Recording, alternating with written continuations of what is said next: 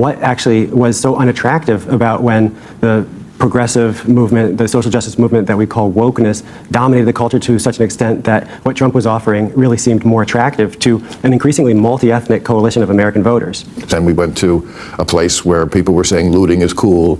Right. Just stuff that was just too far. You're saying that paved the way for the second Trump administration in a lot of ways.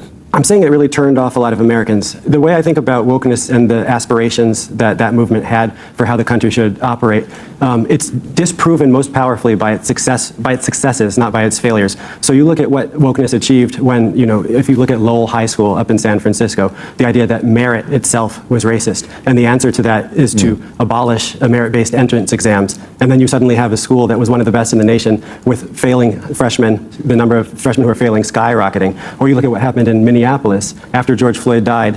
You have the idea that you should dismantle the Minneapolis Police Department and replace it with the Department of Public Safety. And you immediately have, by November of that year, homicides skyrocket by 50%. So wokeness actually it attained a certain type of power, and it was disproven in its actual dominance.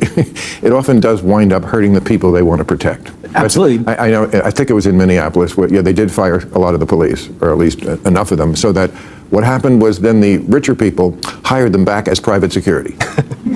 Yeah, and it's just, there's a new book about COVID also, which talks about how, the people who just absolutely hate privilege were the ones who instituted this lockdown, and who was getting their food delivered to them, and by who?